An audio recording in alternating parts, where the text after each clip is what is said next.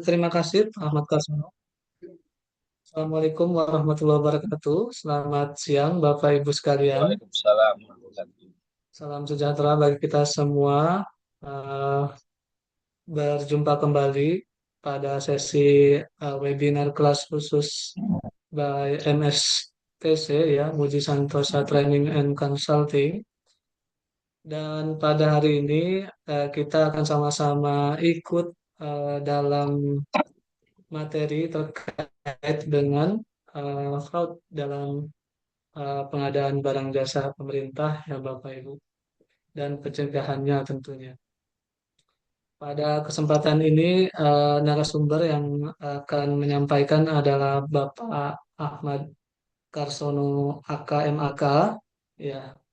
eh, Pengalamannya sangat luar biasa gitu ya. Banyak dan sudah berkecimpung cukup lama di bidang audit audit dan juga pengadaan gitu ya. Ya, Sejak tahun 1990 sampai 93 itu sudah masuk ke Arenix Planindo dan sejak 93 sampai 2016 menjadi auditor BPKP dan di 2016 sampai 2020 itu sebagai senior manager SPI PT Inka ya, dan dilanjutkan ya, sebagai direktur keuangan dan SDM PT IMS ya, IMSC di bawahnya Inka juga, dan juga sebagai direktur keuangan SDM dan manajemen risiko PT Reka Indo Global Jasa itu juga afiliasi dengan PT Inka. Saat ini ya, aktif sebagai PKA LKPP dan juga Probity Advice LKPP, juga masih aktif sebagai auditor dan konsultan individu SPI ya, Pak Ahmad ya, Karson ini. Jadi secara pengalaman sangat luar biasa dan kita nanti akan sama-sama mendengarkan materi yang akan disampaikan kepada Pak Ahmad Karsono. Silakan Pak. ya. Terima kasih, Mas Dede. Tolong dibantu nanti tayangannya ya. Bismillahirrahmanirrahim. Assalamualaikum warahmatullahi wabarakatuh. Selamat siang, setengah sore, Bapak Ibu semuanya, rekan-rekan Akademi Santoso Trainer ya. Selamat berjumpa dengan saya yang baru pertama kali berjumpa.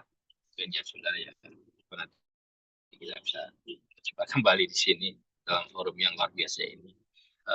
Izinkan pertama-tama saya menjadikan puji syukur dari Allah Subhanahu wa taala, Tuhan yang Maha Kuasa yang telah melimpahkan seluruh nikmat rahmat, petunjuk dan dayanya pada kita semua sehingga hari ini saya bisa bergabung dengan Zoom ini. Dan tak lupa pula dan selawat dan salam buat Nabi Muhammad SAW beserta dengan pamannya. Nah, Bapak Ibu sekalian, bulan hari ini saya dikasih juga di Bank Ujian Kesehatan untuk membawakan terkait pencegahan fraud di pengadaan barang jasa. Ya, jadi se sepintas tadi cerita Mas Siti latar belakang saya. Sebenarnya jadi saya sejak masuk di PKP ya, artinya di tahun 93 sebenarnya di swasta tadi ya memang sisi saya selalu di bidang audit ya. Ya kebetulan auditnya kebanyakan di pengadaan barang jasa. Sejak 93 ya di praktek. Terus bahkan saya tingkat penyidikan 95 sebelum ada eranya PKL KPP sudah ya zaman-zaman itulah. Jadi nanti kalau bercerita BPJ-nya mungkin sedikit saya situ masa-masa yang mungkin masih sangat sederhana sekali pengadaannya tanpa tes dan sebagainya. Tapi dalam sesi ini yang kurang lebih jam mungkin nanti 1 jam atau 1,5 jam kita paparan. Uh, saya ingin mengupas dulu sedikit dengan pengadaan, lalu uh, itu apa itu fraud ya, fraud yang secara umum, dan juga nanti ada fraud yang di BPJ-nya, entah dicek ya. Oke, uh, monggo lanjut Mas Didi. Ya, oke, lanjut aja. Oke, lanjut. Ya. Eh, jadi sebelum kita bicara info pengadaan, kita harus paham dulu apa itu pengadaan itu bisa. Nah, kebetulan ini sifatnya umum, nah saya ambil dua aja toh di sini yang artinya yang paling banyak mengatur regulasi itu satu di sisi korporasi dan satu di sisi sektor pemerintahan dan yang enggak BPNPB. Jika kita lihat, lihat paham ya bahwa pengadaan jasa versi pemerintah itu nomor satu yaitu kegiatan ya mengadakan barang jasa dari KDPD ya kemudian beragam daerah sumber biayanya dari APBN APBD yang prosesnya sudah tidak tiga kebutuhan sampai dengan setelah masuk pekerjaan. Begitu pula di BUMN yang sisi korporasi ya hanya disingkat-singkat saja tapi intinya sama ya pengadaannya bukan di KLPD tapi kegiatannya di BUMN garing biar nanti ada kalau dia ada turunnya D ya kalau dia tergantung SOP-nya lalu dimulai dari semula rencana kebutuhan sampai dengan strategi pekerjaan. Jadi hampir sama ya, bahkan sama juga ya penganggaran dari BUMN dan mendapatkan sorry yang sebenarnya dari BUMN atau BUMD. Jadi kalau kita lihat itu kata kuncinya bahwa pengadaan itu dipisahkan dari pada posisi di mana, sumber biayanya pakai dari mana, dan kapan dimulainya berakhirnya. Ya, sehingga jelas kalau tadi yang APBN, APBD sumber dana untuk pemerintah, kalau BM-nya dari BMN, RAD dari D, skopnya ya dari perencanaan sampai tadi mulai perencanaan ya, jadi kebutuhan sampai dengan serah terima, oke, pada lingkungan masing-masing, bisa di BUMN, BUMD atau di sisi APBN, APBD atau istilahnya kementerian, lembaga atau daerah. Oke, lanjut. Ya jelas ya. Nah, saya berharap ternyata di sini itu ada banyak auditor ya nanti ini auditor dan juga mungkin teman-teman yang ikut di sini ya minimal sudah pernah ikut di KPPJ ya dalam arti baik itu di sisi pemerintahan lembaga atau dari BNPB terlepas tidak berstatistik tidak masalah sehingga nanti bahasa-bahasa atau istilahnya itu nyambung ya karena kita waktunya memang pendek ya bisa kita saya ngajar pimpinan yang sehari jadi saya kan begitu membahas ini supaya tahu ya nah untuk menjaga tadi marwahnya pengadaan tentunya ada dua hal yang selain tujuan ya tadi tujuannya pasti tujuannya yaitu sesuai ya untuk secara pengadaan tepat tepat kualitas tepat jumlah ya tepat harga tidak dimarap lalu tepat penyedia sudah dikualifikasi dan layak jadi penyedia tepat delivery dan tepat waktunya. Ada dua sisi yang harus perhatikan dan nanti menyangkut ya pelanggaran-pelanggaran ada yang kode etik atau tidak pasti harus tunduk pada ini pelaksanaan prinsip dan etika pengadaan. Nah, sebut tadi prinsip ada efisien, efektif, transparan, terbuka, bersaing, adil, atau akuntabel. Ya. Di BUMN pun ada yang mengungkap semuanya, tapi ada yang sebagian. Ya. Rata-rata kalau saya lihat itu ada satu yang di BUMN itu kalau salah ada kata-kata adil dan tidak adil dan bersaing dan adil apa itu masih tetap itu tidak masalah.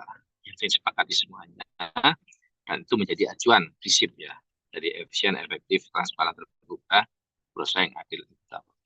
Ya, lagi sekarang BUMN juga menggunakan istilah tagline-nya akhlak, akhlak apa amanah kompeten, harmonis, ya loyal, adaptif dan kolaboratif yang diturunkan setelah saya lihat itu karena saya udah KSN ya banyak juga jadi ternyata di perintah-perintah tidak menggunakan. Nah, inilah latar belakang bahwa kita memproses pengadaan jangan lepas dari prinsip. Oke ya, lanjut. Yang kedua, lanjut Mas Didi. Oke.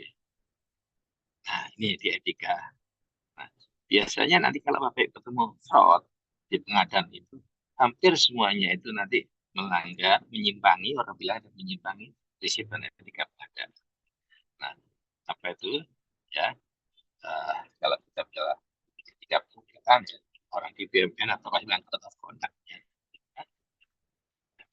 Tertib Izin dan Pak, tanggung jawab. eh, Yap, Pak, Kak jelas? suaranya terputus-putus, kecil dan Ah, terputus-putus Pak. sebentar lagi saya nyampe. Ini sudah pakai halo Ya, ini. Tapi ya, nggak apa ya. baik Eh, Pak. Ya, baik. Masih yang ini Baik, Pak. masih umum aja, masih umum. Jadi nanti teman-teman kalau yang sudah mengikuti PPJ pasti paham apa itu prinsip dan etika. Ini saya hanya mengingat kembali bahwa dalam etika itu eh, yang kita kenal dah yaitu tertib dan tanggung jawab. Pasti ya, artinya dimanapun berada kita bekerja, bertindak, jika itu menggunakan ya jangankan dana pribadi, jangankan dana negara atau BUMN pribadi, tertib dan tanggung jawab apa ya semua yang dipesankan di sana ya metode administrasi, tertib langkah-langkahnya, bertanggung jawab atas semua tugas-tugas dan amanahnya dan sebagainya. Yang kedua, kita harus bertindak profesional, mandiri dan menjaga rahasia. Pasti ya, di profesional, mandiri, menjaga rahasia. Betul-betul kita bisa bekerja yang diandalkan, ya, bukan depend on atau bagaimana, ya harus jelas. Lalu tunduk, tidak saling mempengaruhi ya, maksudnya tidak saling mempengaruhi. Ya, artinya ya supaya nanti jika ada persaingan pun ya persaingan yang sehat, tidak saling mempengaruhi, ada kong kali kong dan sebagainya. Yang keempat, menerima dan tanggung jawab. Itu terhadap hasil-hasil, kita mengenal istilah musyawarah mufakat dan sebagainya. Kalau sudah diputuskan, ya sudah kita jalankan. Menerima tugasnya, tanggung jawab dalam tugas yang ketiga. Yang kelima, menghindari konflik of interest. Kita semua tahu ya, jadi jangan sampai dalam memproses pengadaan, menjalankan pengadaan, kita ada konflik of interest atau konflik kepentingan di antara para pelakunya. Ya, yang keenam, menghindari dan mencegah pemborosan. Jadi, tidak ada istilah kita menghentikan dan mencegah. Mencegah dan menghindari pemborosan dan kebocoran. Jadi, kalau kita maksudnya mencegah dan menghindari, berarti sudah terjadi. Tapi, jika di dalam kenyataannya sudah terjadi dan sebagainya, ya kita mitigasinya harus mengurangi atau menyetop lah. Kalau di dalam dunia korporasi. Yang tidak, yang tujuh, menghindari dan mencegah penyalahgunaan wewenang. Nah, ini masing-masing punya wewenang ya, para pelaku pengadaan, baik di pengguna APBN, APBD atau BMD adalah ya, cuma hanya beda-beda istilah. Mungkin kalau sana PA, di sini Pak Dirut, ya, di sana nanti ada PPK, di sini mungkin Project Manager. Tapi ingat masing-masing punya kewenangan.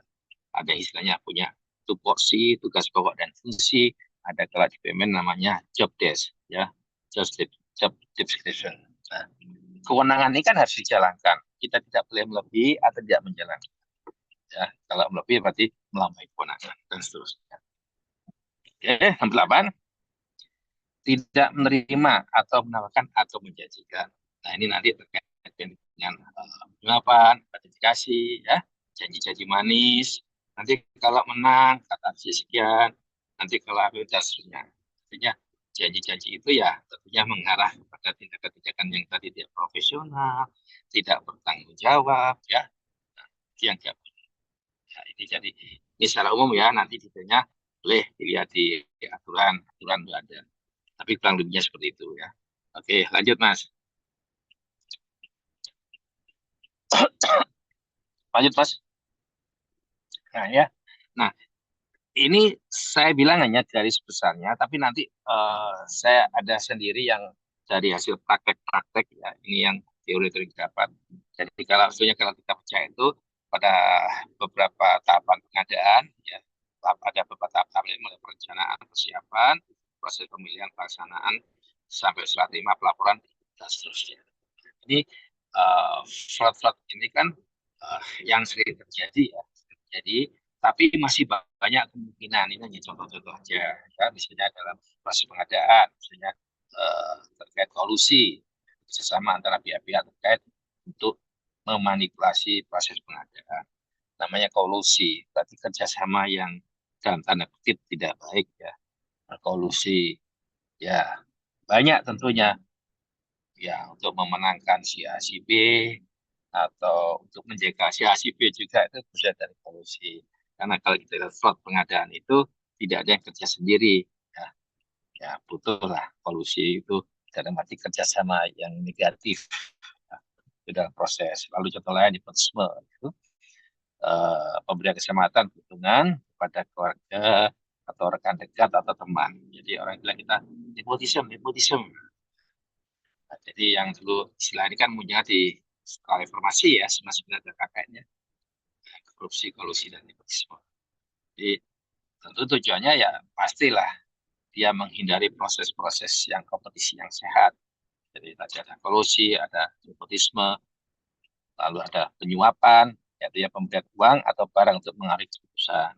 Dia main soko. Tolong dong, nanti akan menang, kasih sekian, sekian, itu kan tadi ya di kode etik yang ke-8 ya. Nah, lalu ada lagi manipulasi dokumen ya. Jadi pemalsuan, dokumen pengadaan yang tidak sesuai ketentuan dan sebagainya sebagainya. Tanya, nah, ini kan tadi menyangkut kewenangan masing-masing. Katanya ada kan pada kapan dia mau melakukan perubahan dokumen sebagainya itu sudah ada jelas. Terus kapan dia misalnya menentukan si ini si pemenang supaya itu ada kewenangannya. Nah, ini bagian prosedur. Nah, kalau misalnya yang dilanggar tidak ada melanggar prosedur juga. Izin Pak Didi, saya sudah sampai saya masang ya laptop dulu ya. Baik, baik Pak. Nah, sampai sana.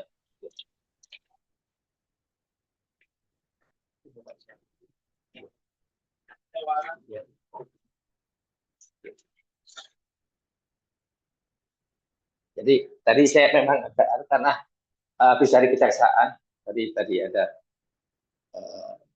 diminta pemeriksaan di Kejati Jawa Timur, terus saya langsung ke Presiden. Ya.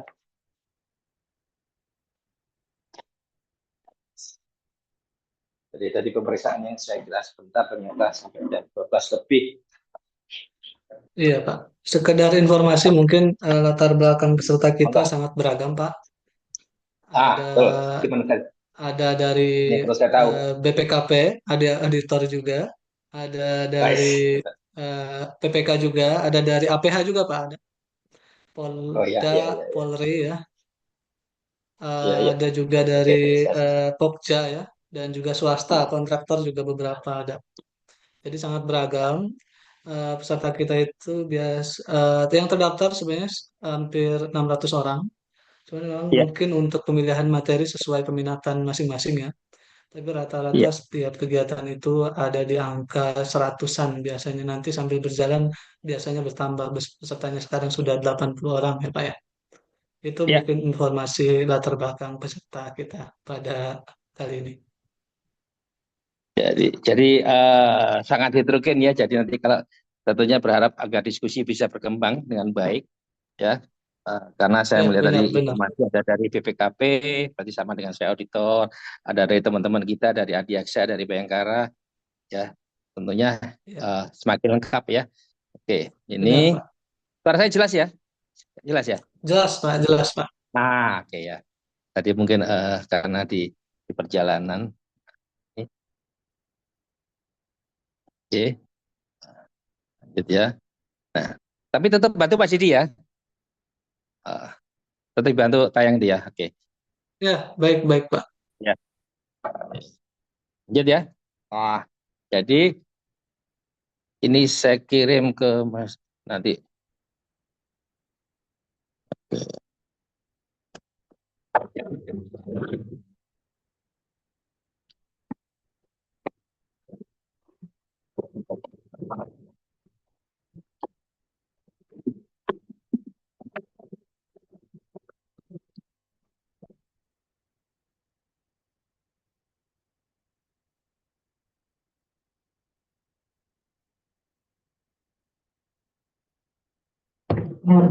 Ya. Eh tadi sudah etika. Nah, ini ya. Nah, sekarang fraud dalam kontrak. Sorry. Ada lagi nih penilaian evaluasi. Ini saya ambil hanya contoh-contoh 4 saja, tapi itu yang masih banyak ya. Jadi apa sih yang terjadi? Ini tentu dalam juga empiris pengalaman baik sebagai auditor atau sebagai PKA ya. Ada penilaian tidak objektif. Ya, dia tidak sesuai dengan kriteria. Padahal di dokumen itu jelas ya. Ada hal-hal mana yang menggugurkan dan hal-hal mana yang menjadikan dia lolos sampai menjadi pemenang. Itu disimpangi ya. Oke. Lalu ada diskriminasi. Ya, orang bilang diskriminasi berarti ada semacam favorit pemberian yang istimewa. Ya. Pemilih pelakukan tidak adil kepada peserta. Jadi bisa jadi dari informasi-informasi yang diberikan, misalnya eh, yang favoritnya informasi lengkap, yang tidak favorit atau pemenang yang lain atau peserta lain informasinya tidak lengkap, yang satu lengkap, sehingga nanti saat dievaluasi otomatis dia mengalami kekalahan ya, karena proses yang nggak jelas tadi ya, termasuk tadi ada yang tidak objektif. Jadi memang dalam penilaian evaluasi itu prerogatif dari Pokja ya, atau panitia pengadaan. Nah, karena ini yang tidak transparan dilakukan, ya diperlukan yang benar harus ada kata kerjanya yang bisa diuji. Lalu ada konflik kepentingan, ya tidak? Keterlibatan pihak yang memiliki kepentingan pribadi macam-macam. Bisa konflik kepentingan, ada intervensi ya dari atasan, ya pressure, ya atasan atau dari manapun bisa. Mungkin dia juga bermain sendiri, si pokjanya dan sebagainya. Kita nggak tahu, nanti tergantung dari hasil audit. Nah, lalu jaminan penawaran palsu ini juga banyak sekali, sehingga perlu teman-teman kalau yang di sini ada pokja untuk menguji keabsahan, ya.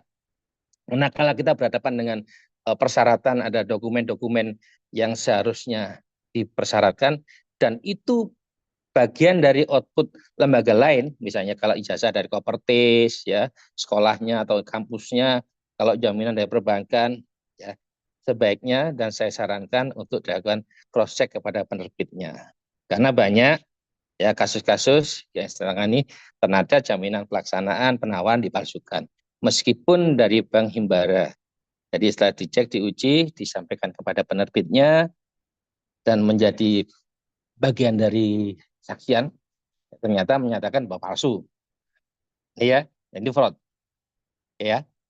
Lalu ada lagi dalam kontrak, ya, pemalsuan kontrak meliputi ya banyak ya, kalau kita katakan meliputi pemalsuan dokumen-dokumen pendukung kontrak. Kontrak dibesarkan ada dokumen-dokumen pendukungnya, ternyata dokumen pendukung pun dipalsukan, ya, macam tergantung juga kontraknya, ya, yang sifatnya tadi dukungan, ya misalnya dipersyaratkan ada dukungan bahkan dipalsukan banyak sekali. Lalu termasuk hasil-hasil dari penilaian ya, tadi kalau kita terkait di sana pemalsuan di kontrak itu yang menyangkut nanti hasilnya akan menjadi dia pemenang gitu ya. Ternyata setelah diteliti dipalsukan atau dimanipulasi datanya. Ya, tadi pemalsuan di dalam kontrak tadi. Lalu perubahan kontrak, ya artinya orang bilang perubahan kontrak ada dua, yaitu ada adendum, ada amandemen. Tapi ada yang dilakukan tanpa izin, meskipun di situ disyaratkan bahwa misalnya perubahan kontrak dilakukan bla bla bla bla, lalu dilakukan sebelum batas akhir pelaksanaan dan sebagainya, tidak melampaui anggaran atau maksimal 10% tergantung aturan yang digunakan. Atau kalau konstruksi ada justifikasi tapi tidak dijalankan, langsung tiba-tiba dieksekusi. Terus juga perubahan kontrak itu yang lazim kan dilakukan jika bukan karena kesalahan penyedia. Ya. Misalnya perubahan desain dari pemilik pekerjaan atau karena faktor alam yang berubah. Ya. Tapi kalau kesalahan penyedia nggak boleh. Ya. Ada sanksi, tentunya denda dan sebagainya. Lalu pengabaian kewajiban-kewajiban. Di dalam kontrak banyak sekali terjadi. Yaitu tidak menjalankan kewajibannya yang dijatuhkan di kontrak. Lazim kontrak adalah hak dan kewajiban para pihak. Ya, kewajibannya apa, hak dan apa. Rata-rata mereka nyantut haknya, tapi kewajiban tidak. Ini bisa terjadi juga ada persekongkolan yang diabaikan oleh pemilik proyek yang seharusnya melakukan teguran dan sebagainya. Yang kalau di dalam konstruksi kita ada istilah semacam kalau target terlambat ada sukos meeting dan sebagainya, itu kan bagian dari mitigasi. Karena dia mengabaikan kewajiban, misalnya pada tapi selesai sekian, selesai sekian. Nah itu diabaikan saja. Masalah pasti nanti. Ya, permasalahannya ya nanti di ujung-ujung proyeknya nggak selesai atau mepet-mepet yang nanti akan mengganggu tadi 6 tempat tadi. Apalagi yang terganggu sisi kualitas dan sisi jumlah juga ya, atau nanti kena denda dan sebagainya ya, banyak terjadi karena rangkaian fraud di pengadaan itu pasti ada kaitannya, tidak bisa berdiri sendiri ya, nanti kena di sini nanti dampaknya ini dan sebagainya. Lalu kontrak udah mati ya, udah tidak berlaku ya, atau kalau di korporasi ada PO. Kami pernah menemukan PO 1 tapi ditagih berkali-kali ya. Kalau di dalam pemerintah pernah kasus ya, satu ada dua ditagihkan 2 kali aja, ya itu nggak tahu itu dari kesengajaan pasti, tapi ada kelalaian juga, review-review berjenjang tidak dijalankan. Sehingga ya yang terlibat, yang menikmati atau apa ya, artis masuk kategori ada perbuatan melawan hukum ya. Nah, istilahnya kalau ada teman-teman dari APH, ya, atau tidak cermat atau lalai, dan setelah dibuktikan mungkin ada kesengajaan juga.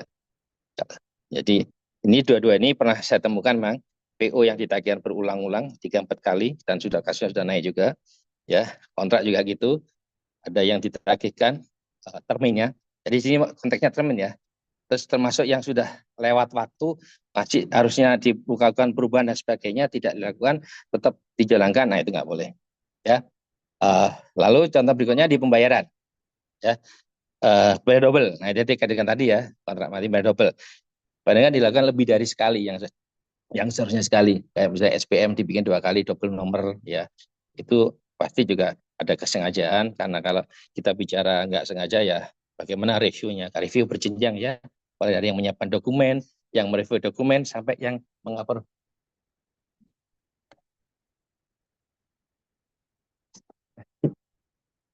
Oke. Nah, lalu yang fiktif. Ini sering Bapak Ibu udah tahu, pembayaran dilakukan atas prestasi yang tidak ada. Jadi fiktif. Tidak ada prestasinya, otomatis ini terkait banyak dokumen-dokumen dipalsukan sehingga lolos lah, padahal tidak ada atau fiktif. Dan ini banyak terjadi. Ini sekali lagi yang saya alami ketika saya tugas di Timur ya.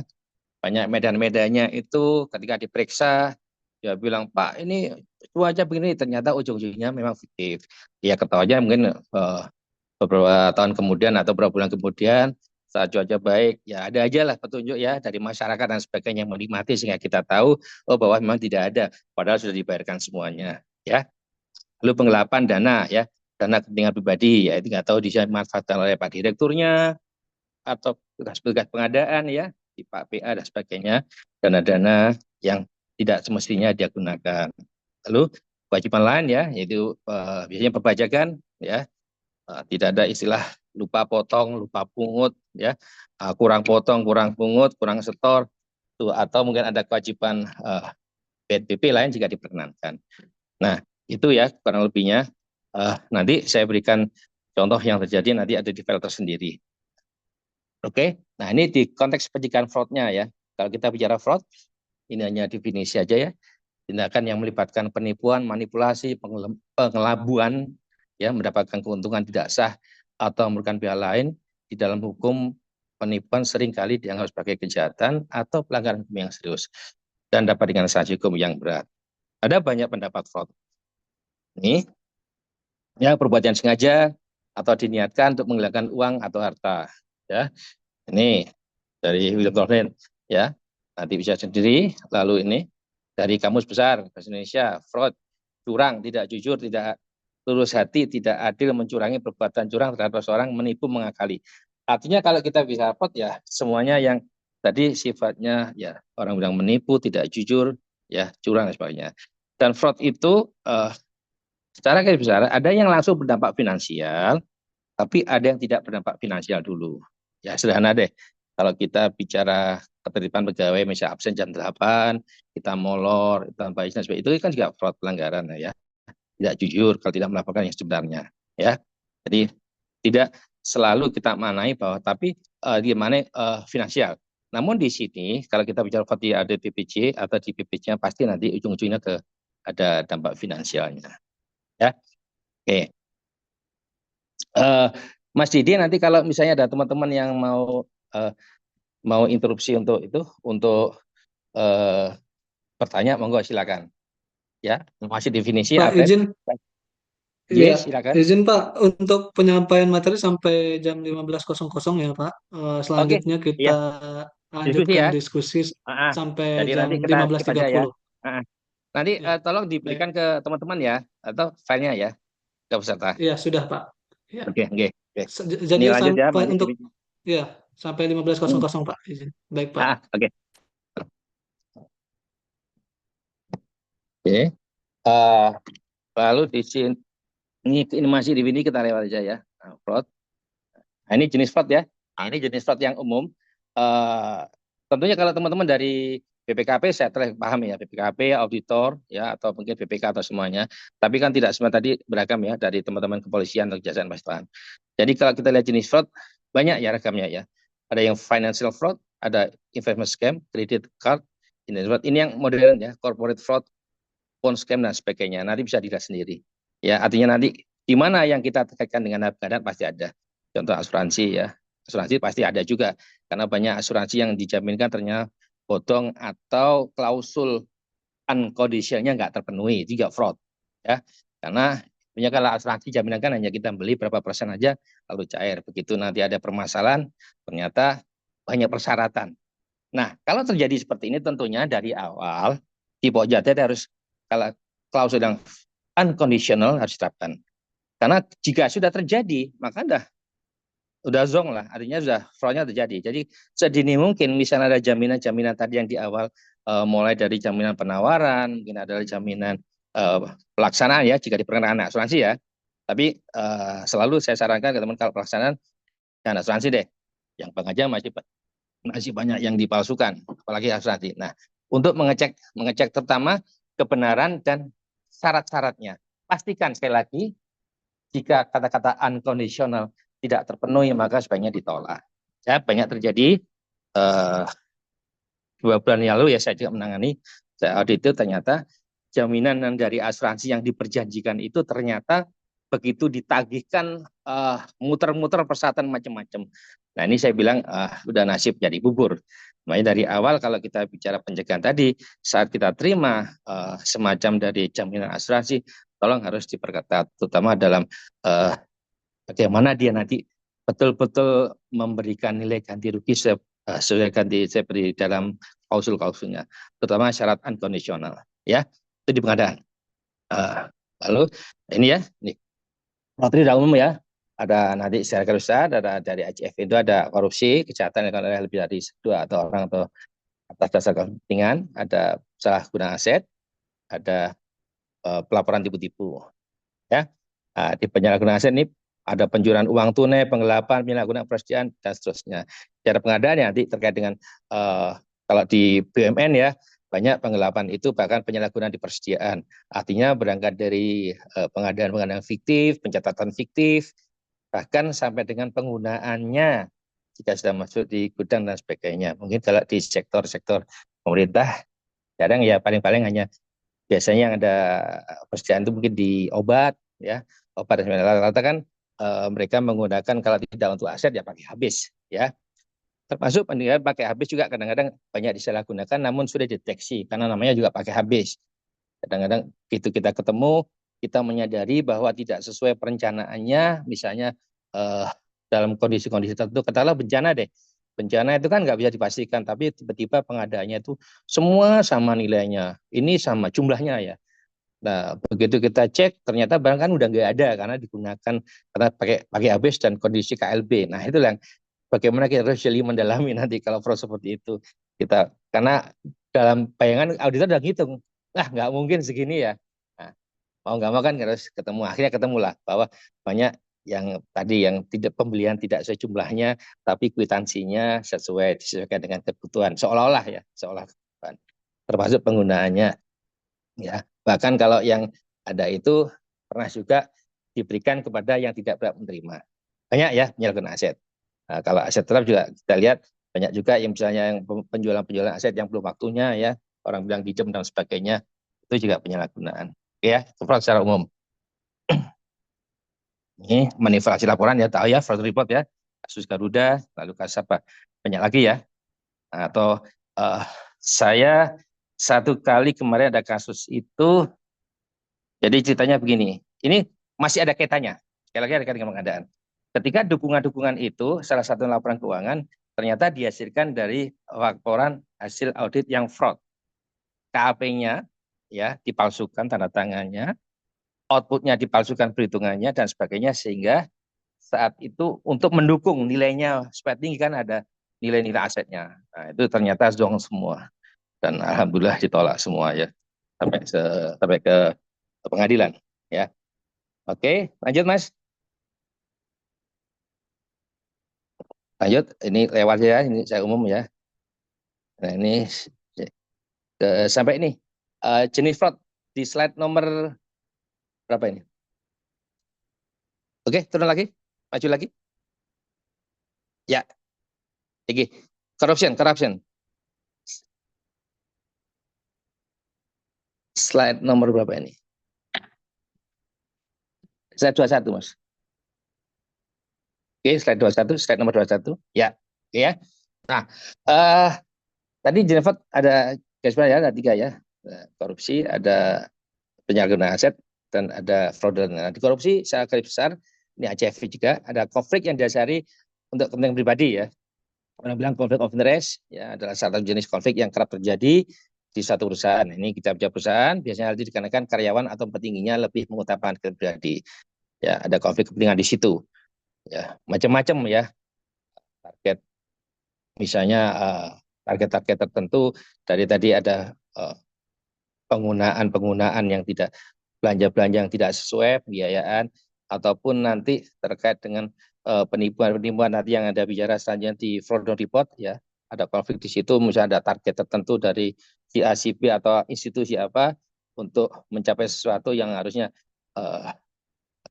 tidak dapat dicapai demi misalnya nanti apa istilahnya ada tantiem dan sebagainya di perusahaan ya, sehingga yang ngatur-ngatur semuanya ada konflik di situ, yang harusnya rugi ya. Nah, itu kebanyakan juga nanti nyangkut-nyangkut di sini. Secara umum ada di pengadaan juga, terutama proses-proses tendernya yang nggak sesuai, titipan si A, si B, dan sebagainya. Itu ada konflik situ.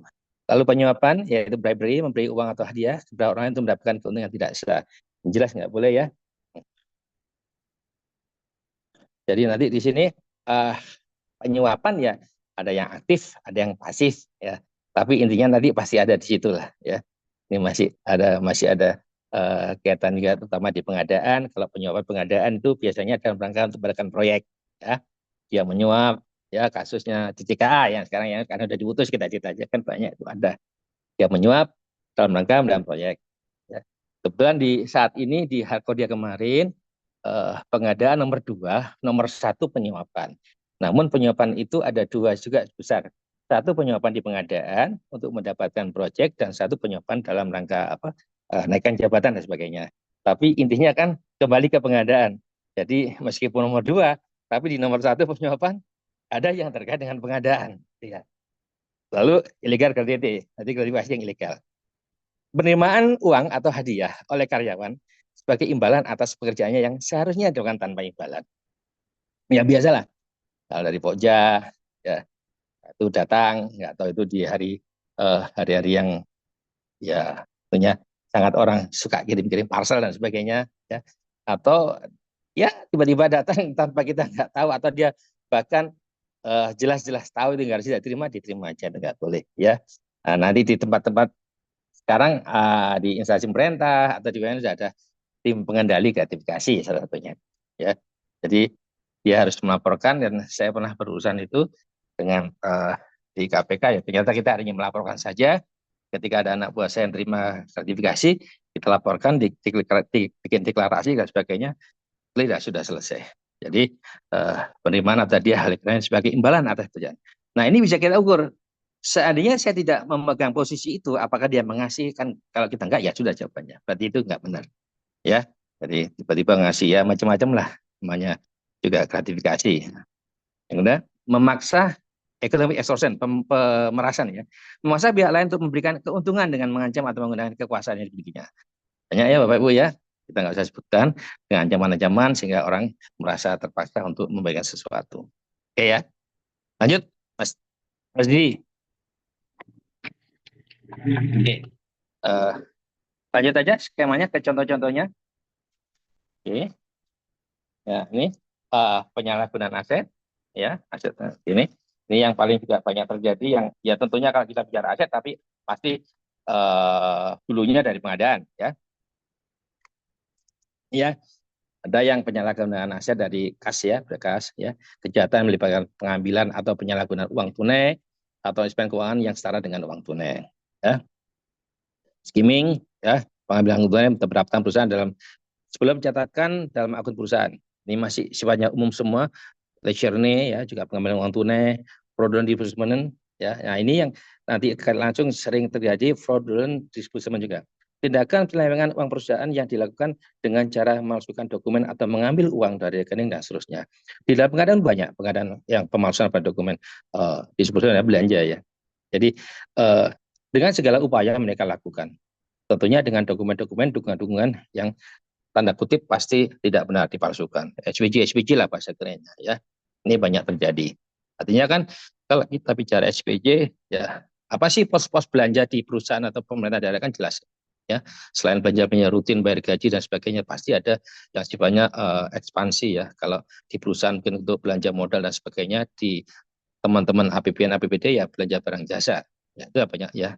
Jadi pengambilan yang fraudulent disbursement ya dipalsukan ya, ambil uang rekening perusahaan kepentingan pribadi. Contoh fraudulent disbursement ada billing scam, payroll scam ya, ini kalau gaji-gaji yang fiktif ya, kayak fiktif ya. Ini expense disbursement scheme dan sebagainya itu berarti pembelanjaan yang tidak sesuai antara realisasi dan SPJ-nya dan sebagainya masuk di sini. Lalu non cash ya, misappropriation ya, merupakan kejahatan yang melibatkan pengambilan atau penyalahgunaan aset non tunai seperti persediaan peralatan dan ini dia. Jadi banyak persediaan yang diselewengkan, ya pengambilan persediaan, peralatan tidak seketentuan, ya properti perusahaan dijual seketentuan atau dikelola tidak seketentuan, jika diserah pada pihak ketiga bagaimana aturannya, termasuk pengambilan dan untuk mendapatkan persediaan yang dilalui oleh proses-proses pengadaan. Ini ada kaitannya di situ nanti. Ya, jadi ada kalanya yang kami menemukan, misalnya tidak ada kontrak, ya tiba-tiba muncul surat jalan, ya.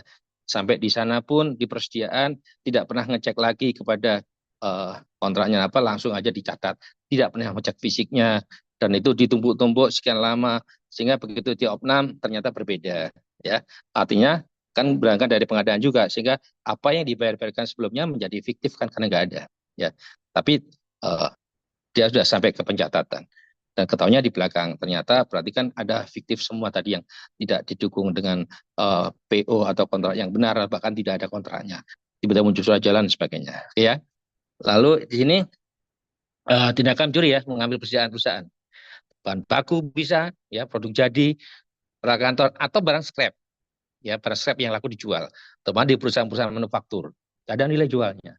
Nah, itu kan nanti menjadi bagian dari fraud juga yang ternyata di kemudian sangat banyak ya, pemalsuan. Dan nanti misalnya timbangan dipalsukan, yang ditaginkan perusahaan 800 yang dibayarkan nanti 1.200 dipakai untuk si yang tipu-tipu tadi, yang sudah fraud ya.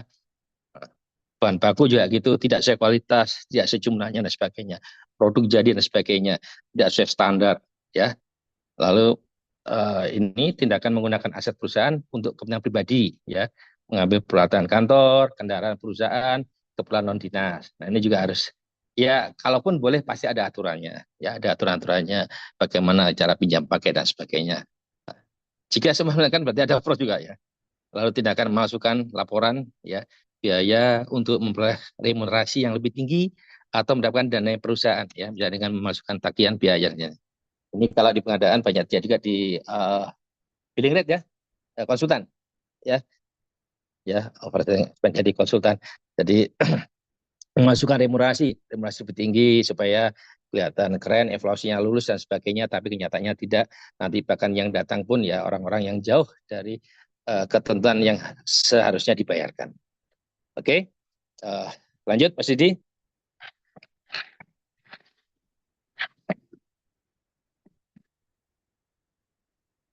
Ya ini laporan ya, fraudulent statement ya. Ini tempo hari banyak dibahas juga ya. Di sini dari ada financial statement ya, financial statement fraud merupakan jenis fraudulent statement daripada laporan keuangan perusahaan. Teman-teman BPKP tahu lah ini ya. Revenue ya, revenue recognition fraud dari pengakuan pendapatan ya, tidak akan memanipulasi laporan keuangan. Jadi intinya semua kali di sini kita lihat nanti pasti berujung kalau di perusahaan ya, perusahaan itu ya ujungnya nanti ada target-target untuk laporan keuangan hijau. Hijau itu ya dalam arti laba-laba, memperoleh laba pendapatan setelah dipotong pajak dan sebagainya, yang tujuannya nanti untuk mendapatkan tantiam dan sebagainya agak lebih tinggi. Padahal seharusnya tidak. Tapi kalau di dalam pelaporan terkait dengan pengadaan tadi saya cerita, misalnya tadi untuk menentukan SKP, kemampuan nyata, lalu untuk mendengar kemampuan lain yang orang katakan itu sebagai proses penilaian kualifikasi, yaitu menilai kompetensi, kemampuan usaha, dan kemampuan peralatan dan sebagainya yang dimanipulasi. Yang saya cerita tadi kasus itu kita manipulasi laporan keuangan juga. Kebetulan begitu kita sampaikan, namanya laporan-laporan dari KAP itu kan standar ya, setiap laporan ternyata banyak dipalsukan. Lalu angka-angkanya yang jomplang dan sebagainya. Ujungnya setelah ditelisik, memang setelah kita cek dari Kementerian Keuangan, ternyata untuk KAP tersebut sudah dibekukan sekian tahun. Nah, itu juga masukan dari laporan keuangan. Ya, nantinya digunakan sebagai persyaratan tender. Oke ya, ini sebentar saja. Monggo lanjut. Saya kirim.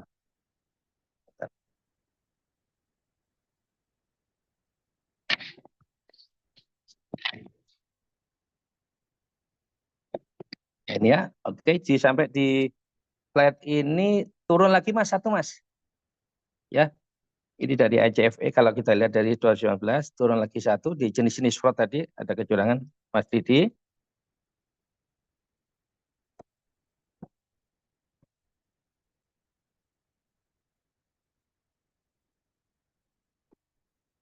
Lanjut Mas.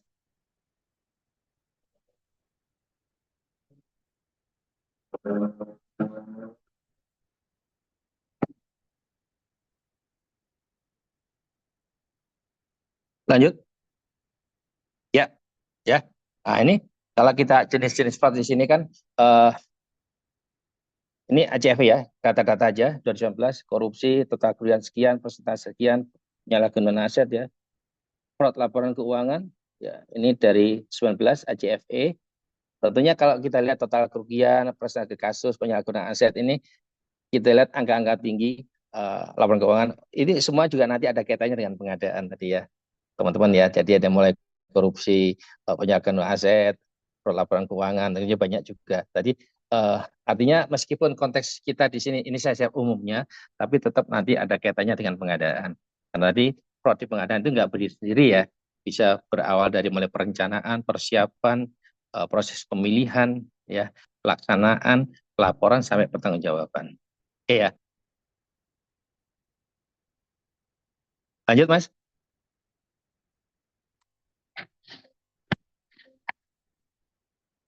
Oke, nah ini saya ingin bercerita di sini. Nah ini Mas, ke peran ini jenis 4 media di slide 29. 29. Oke ya. Nah, di sini 4 media pengungkap fraud terbanyak memang ada laporan ya. Laporan banyak sekali. Laporan dari yang laporan resmi, hasil audit, atau laporan dari pihak ketiga, NGO dan sebagainya. Lalu dari SPI sendiri yang di dalam audit internal ada sekian persen dan lainnya. Dan audit ini audit eksternal ya, laporan tadi tersendiri ada laporan audit eksternal juga. Nah, saya ingin dari SPI di sini. Nah, seharusnya SPI ini harusnya lebih gede dari yang atas. Karena SPI lah, atau orang bilang benar ada APIP, dia yang tahu sehari-harinya kejadian seharusnya dia tahu. Namun karena berbagai macam tekanan dan alasan, sehingga kadang-kadang tidak berani mengungkap itu. Karena kalau kita bicara masalah fraud, tak lepas dari integritas dan kejujuran. Begitupun terhadap auditornya, ya. Tidak tahu ya, kita tidak tahu, tapi banyak kasus yang Bapak Ibu bisa lihat di media massa, ya, kasus-kasus fraud yang melibatkan dari auditor baik eksternal atau internalnya sendiri di perusahaan atau di pemerintah ya. Seharusnya dia yang tahu. Nah, integritas, saya bilang integritas. Integritas itu orang bilang gampang diucapkan, tapi susah untuk dijalankan. Banyak tekanan-tekanan ya, tekanan target, tekanan macam-macam, tekanan orang-orang tersayang, terkasih, dan sebagainya yang akan mengotori integritas. Integritas dibutuhkan keberanian, ya, tanggung jawab, objektif, ya, tahu konsisten, tahu konsekuensinya, ya. Jadi tindakan itu yang kadang-kadang sangat susah karena ya melihat strukturnya. Jika di SPI, katakanlah SPI di korporasi, dia ada di lehernya Pak Dirut. Lalu kalau kita bicara APIP, dia juga di bawah PA. Artinya independensinya mungkin sangat kurang. Mungkin yang dari luar seperti BPKP bisa melihat helikopter view-nya lebih luas karena dia bisa menjangkau lintas sektor. Nah, ini yang saya soroti yang di dalam sendiri. Artinya terkadang jika tone of the top, ya, artinya kebijakan dari pimpinan itu ternyata berbeda dengan apa di lapangan, itu yang menyusahkan, menyulitkan. Sehingga kadang pelaporan fraud itu juga terhambat. Ya padahal kalau kita lihat, fraud kan banyak kan kalau kita bicara di tempat-tempat kerja kita ya paling pengadaan, kan pengadaan yang nilainya besar. Ya, sangat ya ada ya tadi ya di Harkodia kemarin diungkapkan misalnya dari penyuapan itu pun yang mempengaruhi untuk proses kenaikan pangkat dan jabatan dan sebagainya. Namun kan penyuapan yang lain pun dalam rangka dalam proyek itu kan terkait dengan PPJ juga. Nah, harusnya peran SP ini yang sangat sangat sangat menonjol ya. Ya ternyata ternyata laporan dari luar dari eksternal yang lebih banyak atau lainnya yang kita nggak tahu dari mana itu. Ya, karena juga banyak tekanan dan saya juga mengalami ketika di SPI bagaimana kita harus berjuang itu untuk ya memperoleh tanggapan dari teman-teman APA dan sebagainya jika memang itu ada betul-betul perbuatan melawan hukum yang harus ditindak. Ya, jadi di sini dari front SPI. Nanti kita lihat pencegahannya. Oke, lanjut. Saya izin ya, ini lampu mati nih Mas, tempatku. Mas, saya izin dulu, saya tak pakai cadangan dulu. Ya, baik-baik, Pak. Atau ini kalau ada pertanyaan nanti belum ya. Sebentar, sebentar.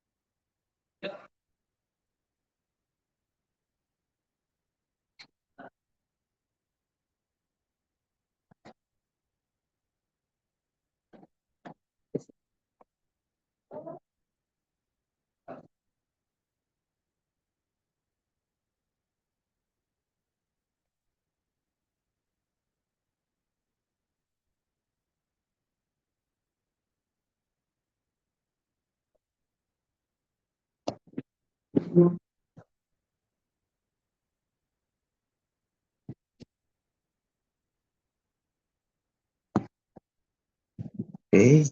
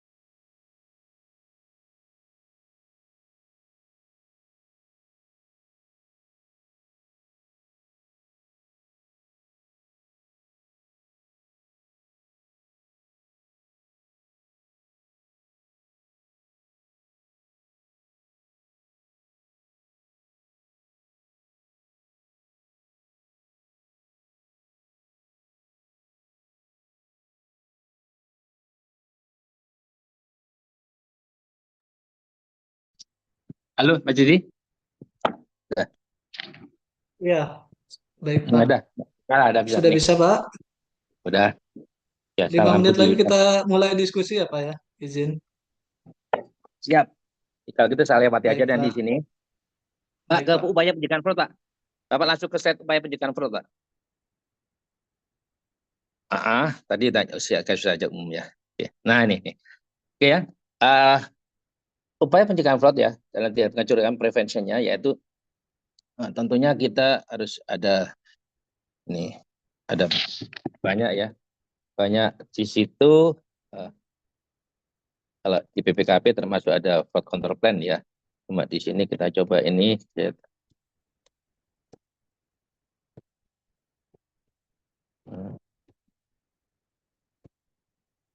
eh,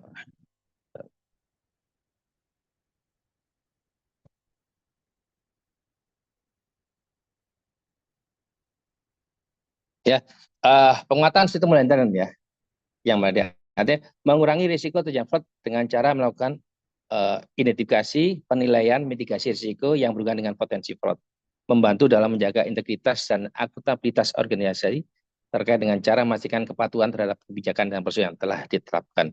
Nah, di sini kalau kita bicara sistem monitoring, ada kita di pemerintah ada namanya SPIP, ya artinya itu sudah penguatan itu sangat luar biasa sekali kalau diterapkan.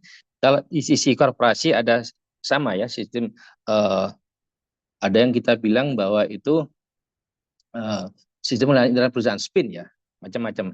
Yang nanti di dalamnya ada code of conduct, aturan perilaku dan sebagainya. Artinya kalau kita bicara tadi, kita harus melakukan mitigasi risiko yang benar-benar uh, sangat rigid ya dalam kalau kita bicara fraudnya pengadaan itu ya, karena mau ada penyuapan, ada gratifikasi, ada kesalahan tadi under spec ya, tidak sesuai jumlah macam-macam ya, harusnya kita bisa di internal sendiri kita bisa mengidentifikasi itu, karena ini pekerjaan pengadaan apa yang rutin ya, rutin balik masuk proyek tapi kan tiap tahun ada meskipun jenis-jenisnya beda-beda, prosesnya beda-beda, hanya kita bisa di sini internal. Bahkan kalau perlu saya bilang jika dia udah punya trial event yang benar di korporasi, ada pemilik risiko, ada nanti unit pengelola risiko, dan ada pemantau risikonya berjalan optimal, maka sebenarnya gampang diidentifikasi. Bahkan kalau dalam risk audit, kita bisa ada risk based internal audit ya kali kira. Jadi nanti ada semacam risk adverse risk universalnya ya, nanti disepakati berapa untuk PKPT dan sebagainya. Itu kan semuanya sebagai dukungan kita bicara sistem pengendalian untuk penguatan sistem internal ya dalam mencegah fraud ya. Nah, ini bagaimana bertindak berintegritas, berakuntabel yang baik. Tentunya juga diperlukan contoh-contoh dari pimpinan, tone of the top sekali lagi. Kalau kita bicara di lingkungan pengendalian, contoh utama adalah pimpinan. Oke ya, ini komplain ya, kode etik, oke, fraud risk management, yaitu pendekatan ya mengenai risiko-risiko fraud apa saja yang melekat di badan usaha atau di unit kerja Bapak Ibu di PAP dan APD untuk bagaimana kita mengelola dan mengukur risiko-risiko fraud. Ya tentunya berdasarkan dari pengalaman yang terjadi, ya minimal ini bisa mengurangi lah tadi dampak-dampak yang terjadi. Lanjut Mas Didi.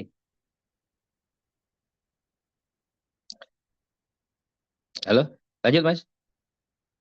Ya, ini SPP, sistem internal ya, ada lingkungan pengendalian, mengenai risiko, aktif pengendalian, informasi komunikasi, dan seterusnya ya. Ini dari KOSO juga, yang di PP 60 2008, diambil dari KOSO juga. Lanjut Mas, nanti kita diskusi aja, lanjut. Oke, ya, ini aspek-aspek sudah ya, jadi di sini. Nah, ini corporate compliance. Nah, ini yang kadang-kadang udah sistemnya udah bagus, Pak. Ya, Bapak Ibu udah bagus ya. Ada standar itu. Namun karena di tataran pelaksanaan ini banyak jadi yang banyak miss tadi, mulai dari penyalahgunaan wewenang, tidak menjalankan prosedur, artinya substansi tidak ada, sehingga orang bilang ini menjadi cacat hukum dan sebagainya. Artinya kalau saya bilang apapun lembaga itu mau APBN, APBD, saya jamin deh pasti udah ada semacam aturan minimal dari pusat. Tinggal bagaimana tataran sampai turun ke bawah ya. Oke, lanjut. Hmm. Uh, ini sorry, naik dulu yang corporate complaint masih nomor 2, corporate complaint. Nah, oke ya. Nah, di sini ada banyak tadi untuk corporate complaint dan etik, program etik ya. Nanti kita bicara standar establishnya, proses pengembangan dan penjabaran kebijakan prosedur etika yang jelas dan tepat dalam konteks bisnis. Ini bisa dibangun dalam SOP atau aturan lain yang lainnya yang jelas. Jadi dari turunan dari atas ke bawahnya jelas, sehingga bawahan mudah menjalankan. Ya. Lalu di sini ada menentukan siapa bertanggung jawab untuk mengimplementasikan, yaitu responsibility-nya. Lalu ada komite audit, ini kalau kita bicara di korporasi, ada komite audit, nanti ada komite penilai pemantau risiko, ada komite macam-macam sesuai kebutuhan. Dia organ dari komisaris, ya. Lalu proses pemeriksaan latar belakang calon karyawan juga ini bagian pencegahan fraud, ya, yang menghindari mengikut orang yang memiliki riwayat tidak etis. Saat ini yang menjadi tren dalam proses penerimaan karyawan adalah mereka harus tidak terlibat dalam pinjol. Ya, itu sudah di beberapa yang sudah diterapkan. Mereka yang terkena pinjol suruh menyelesaikan dulu atau kalau enggak ya out, ya. Lalu proses pengumuman kebijakan dan prosedur etika ini harus penting, terutama etika menjalankan, kalau kita bicara pengadaan ya bagaimana dia menjalankan etika pengadaan yang beretika tadi, ya. Untuk seluruh karyawan, pihak terkait harus paham semuanya dari atas ke bawah, ya. Lalu upaya pencegahan lainnya, proses pelatihan pendidikan, ya, kebijakan dan sebagainya. Artinya kalau ada miss di sana, fraud pasti ada dua hal yang harus diperbaiki, yaitu sistem dan orangnya, ya. Sistem ya ciptakan SOP, kalau SOP sudah ada masih bolong ya dievaluasi lagi tiap tahun ditinjau. Jangan SOP itu yang sudah puluhan tahun atau bahkan beberapa tahun nggak pernah ditinjau, ya. Lalu ini ketentuan pada pencapaian ya target, memastikan bahwa kebijakan prosedur etika dipatuhi seluruh karyawan dan pihak terkait lainnya dalam organisasi, ya. Konsekuensi diterima karyawan, kebijakan prosedur tadi menyangkut reward and punishment, ya. Lalu respon yang tepat terhadap pelanggaran, ini masih juga prosedur etika dan sebagainya. Lalu proses penilaian evaluasi rutin, program kepatuhan etika dan seterusnya, ya. Oke, lanjut Mas. Ini lewat.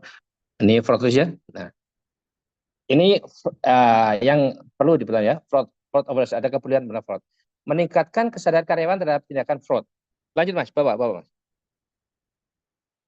Lanjut. Nah, oke, ya. Meningkatkan kesadaran karyawan terhadap tindakan fraud yang dapat terjadi, termasuk jenis fraud yang mungkin terjadi. Tanda-tanda fraud, alertnya ya, red flag-nya, dan cara melaporkan tindakan fraud. Ini yang kadang-kadang tidak terpenuhi. Kita punya juga BBS tapi nggak laku, ya, karena ya susah ya membangun budaya anti korupsi, budaya risiko dan sebagainya, ya. Jadi kesadaran karyawan kita tingkatkan di situ bawahan kita seluruh anggotanya. Lalu proses verifikasi oleh manajemen ya atas kepatuhan karyawan terhadap peraturan prosedur.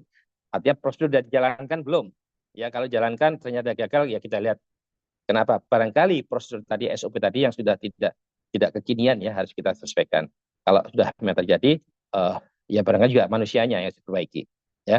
Lalu kebijakan untuk mendorong karyawan mengungkapkan konflik kepentingan atau potensi konflik yang harus terbuka dari konflik disclosure. Adakah kita mempunyai sarana fasilitas itu, ya? Kalau enggak susah, ya. Orang akan pasti membiarkan itu, ya. Lalu identifikasi, evaluasi, ya, risiko fraud mungkin terjadi pada organisasi apa nanti harus kita treatmentnya jelas, ya, nanti bagaimana treatmentnya, mitigasi A gagal, bikin B dan seterusnya. Lalu prosedur melaporkan tindakan fraud, ya tadi visible system, semuanya hampir ada, tapi nggak laku, banyak kan di Indonesia nggak laku. Yang laku mungkin yang ditempelkan di KAP gede gitu, ya, di banyak ini nggak laku, karena ya tadi ketakutan dari orang-orang yang mau melaporkan. Lalu proses menyelidiki tindakan fraud yang dilaporkan dan menentukan langkah-langkah lanjut yang sesuai. Ini bagaimana mungkin investigasinya nanti diteliti dulu layak tidak untuk dilanjutkan dan sebagainya tergantung, ya, karena kadang-kadang fraud tadi muncul dari informasi dari laporan pihak luar yang harus dipastikan bahwa ini dari data dan fakta, ya. Tindakan yang diambil untuk memperbaiki kelemahan dan seterusnya. Evaluasi efektivitas program fraud risk manajemennya data belum, ya. Ini penting sekali. Tadi banyak mitigasi itu kadang-kadang hanya retorika, namun di tataran pengendalian tidak ada sama sekali. Hanya ditulis saja, bikin tabel-tabel semuanya, tapi kenyataannya nggak dijalankan. Ya, siapa PIC-nya nggak jelas, kapan target penyelesaiannya, bagaimana prosesnya dan sebagainya nggak jelas. Lalu pemantauan terhadap program fraud risk management dan dengan bisnis secara untuk memastikan bahwa risiko fraud tetap terdeteksi dan diatasi. Oke, ya. Lanjut Mas. Ini ada satu lagi, nih ya, masih. Jadi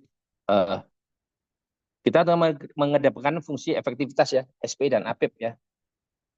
Jadi walaupun SP tidak dapat menjamin kecurangan tidak akan terjadi, namun ia harus menggunakan kemahiran jabatannya dengan sama sehingga diharapkan mampu mendeteksi terjadinya kecurangan dan dapat memberikan saran yang bermanfaat. Ya, ini SPI harus mempunyai kedudukan yang independen dalam organisasi, ya, tidak boleh terlibat dalam operasional, dia supporting, melaporkan kita pada top manajemen, pada direktur utama, kalau di inspektorat dia barangkali pada pemerintah daerah setempat, ya, kementerian kepada menterinya langsung, ya. SP harus punya uraian tugas jelas, job desk-nya bagaimana, audit universe, ya, harus jelas juga. Jadi kewenangannya bagaimana,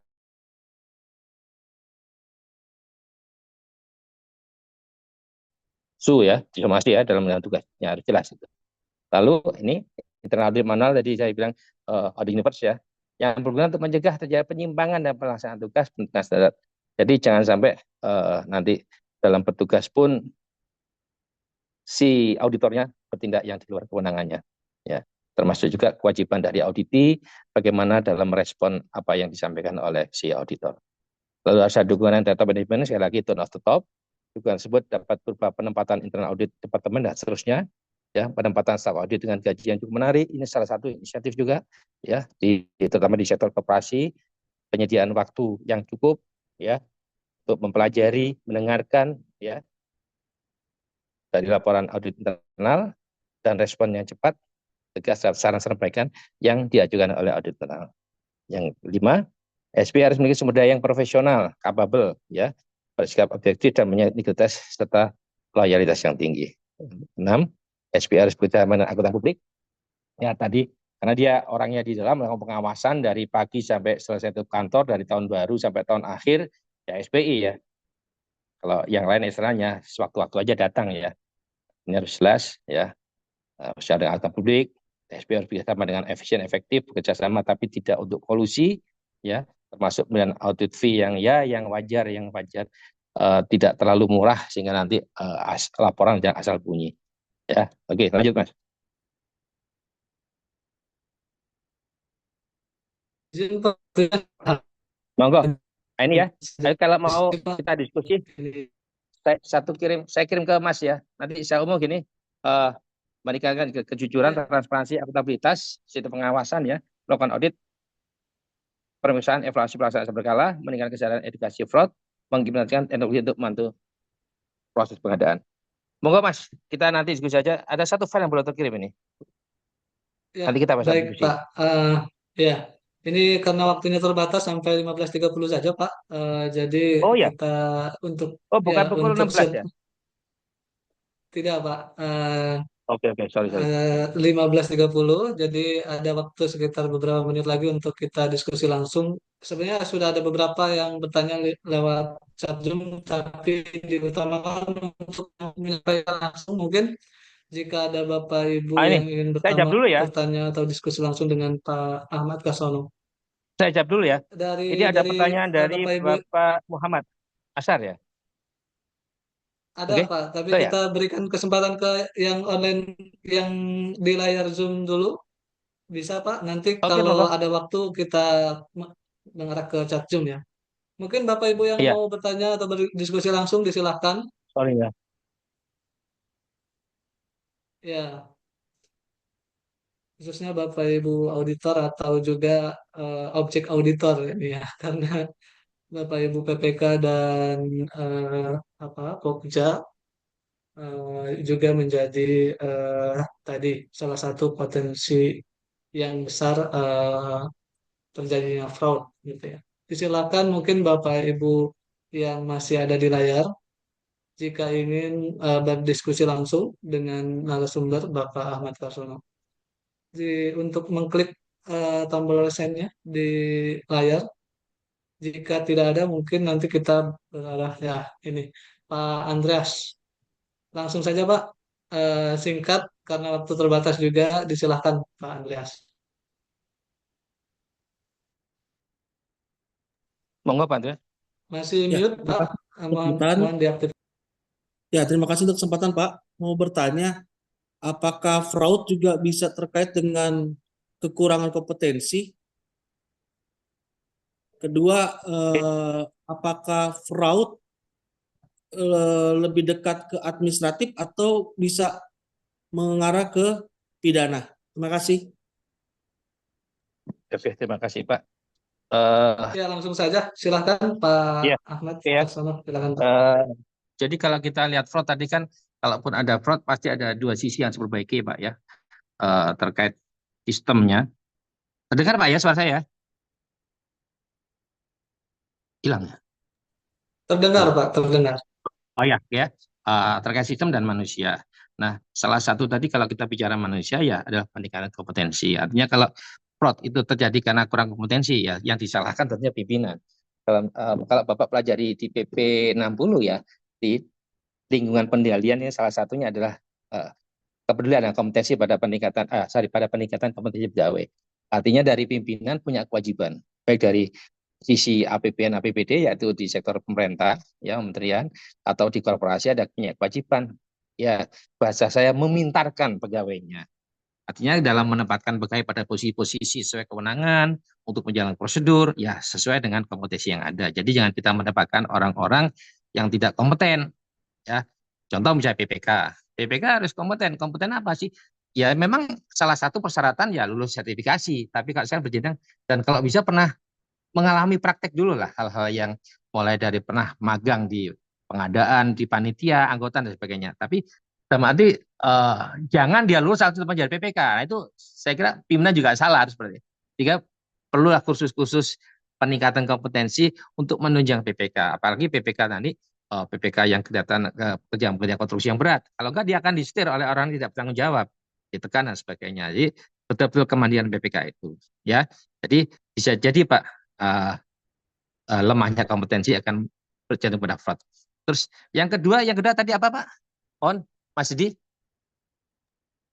Tadi terkait Fraud mengarah ke pidana tadi ya. Bagaimana Oh Pak ya, Dias? oke, mati fraud. Ya, jadi kalau fraud kan kecurangan tadi Pak ya. Nah, Bapak lihat dah di etika nomor 8 ya, atau nanti Bapak lihat di sana kalau fraud itu kalau kita mengaudit pun, kita kalau nanti mengarah misalnya ada calon-calon yang tersangka yang berbuat tidak sesuai kewenangannya tadi ya, prosedur dan sebagainya, substansi nggak terpenuhi ya, pasti berarah ke bilang PMA ya. Ya, tadi kan macam-macam, ada persekongkolan, ada penipuan, ada pemalsuan, ya kan segala macam di pengadaan. Ya, terus anggaran-anggaran yang diarahkan, sudah didesain, ya orang bilang corruption by design dan sebagainya.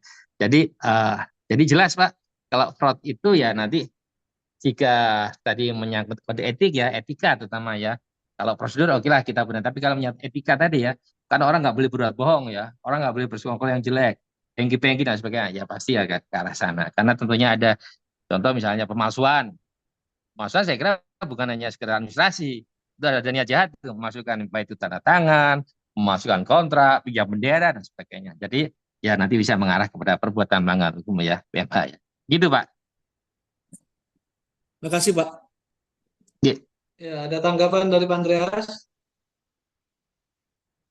Ya, baik. Kita lanjutkan ke Bapak Ibu yang lain yang ingin berdiskusi langsung. Disilahkan untuk mengklik tombol resign-nya.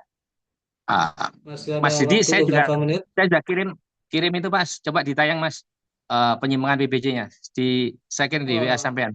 Ya. baik Pak. Jadi nanti biar kita ganti slide-nya. Ini yang umum. Oke. Jadi sini penyimbangan BPJ.